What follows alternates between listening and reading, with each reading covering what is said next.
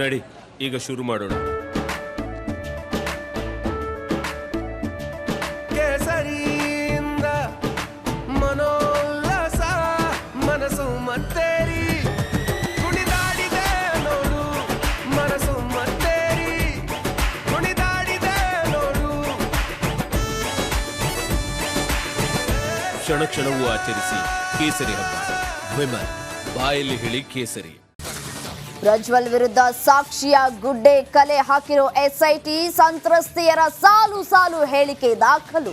ಹಾಸನ ಸಂಸದರಿಗಾಗಿ ಮುಂದುವರಿದ ಶೋಧ.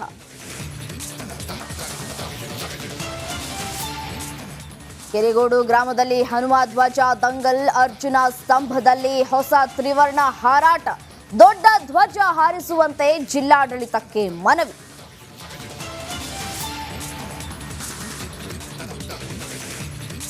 ಅಂಜಲಿ ಹತ್ಯೆ ಕೇಸಲ್ಲಿ ಮತ್ತೊಂದು ತಲೆದಂಡ. Hubballi ACP Vijay Kumar suspend. ಪ್ರಕರಣದ ತನಿಖೆ ಸಿಐಡಿ. ಇದು ರಿಪಬ್ಲಿಕ್ ಕನ್ನಡದ ಬಿಗ್ ಇಂಪ್ಯಾಕ್ಟ್.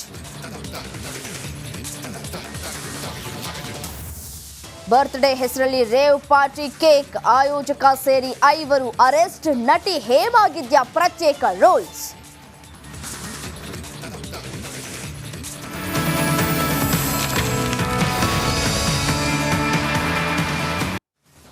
ಕೆರೆಗೋಡು ಗ್ರಾಮದಲ್ಲಿ ಹನುಮ ಧ್ವಜ ದಂಗಲ್ ಶುರುವಾಗಿತ್ತು. ಇದೀಗ ಮತ್ತೆ ಈ ಒಂದು ವಿಚಾರ ಮುನ್ನೆಲೆಗೆ ಬರ್ತಾ ಇದೆ. ಕೆರೆಗೋಡು ಗ್ರಾಮದಲ್ಲಿ ಇನ್ನೂ ಕೂಡ ಧ್ವಜದ ಕಿಚ್ಚು ಆರುವಂತಹ ಲಕ್ಷಣಗಳು ಯಾವುದೇ ಕಾರಣಕ್ಕೂ ಕಾಣಿಸ್ತಾ ಇಲ್ಲ ಅಂತ ಕಾಣಿಸುತ್ತೆ. ಅರ್ಜುನ ಸ್ತಂಭದಲ್ಲಿ ಹೊಸ ತ್ರಿವರ್ಣ ಹಾರಾಟವನ್ನ ಮಾಡೋದಕ್ಕೆ ರೆಡಿಯಾಗಿದೆ. ಹಳೆ ತ್ರಿವರ್ಣ ಧ್ವಜ ಬದಲಿಸಿ ಹೊಸ ತಿರಂಗ ಹಾರಾಟ. ಇಷ್ಟು ದೊಡ್ಡ ಧ್ವಜ ಸ್ತಂಭಕ್ಕೆ ಚಿಕ್ಕ ರಾಷ್ಟ್ರ ಧ್ವಜ ಸಲ್ಲದು ಅಂತ ಹೇಳಿ ಗ್ರಾಮಸ್ಥರು ಆಕ್ರೋಶವನ್ನು ವ್ಯಕ್ತಪಡಿಸ್ತಾ ಇದ್ದಾರೆ.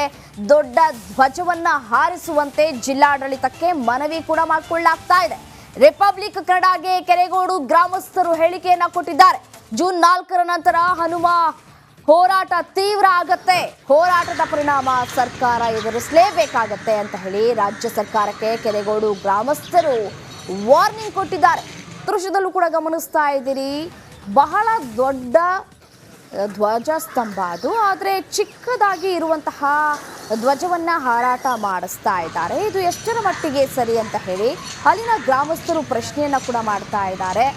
ಧ್ವಜ ಚೇಂಜ್ ಮಾಡಿ ಅಂತ ಕೂಡ ಕೇಳ್ಕೊಳ್ತಾ ಇದ್ದಾರೆ ಕೆರೆಗೋಡು ಗ್ರಾಮಸ್ಥರು.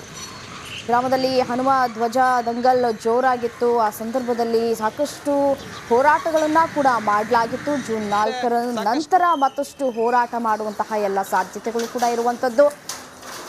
ಈಗಾಗಲೇ ಮತದಾನ ಆಗಿದೆ. ರಿಸಲ್ಟ್ ಬರುತ್ತೆ ಜೂನ್ 4ರಂದು. ಜೂನ್ 4ರ ನಂತರ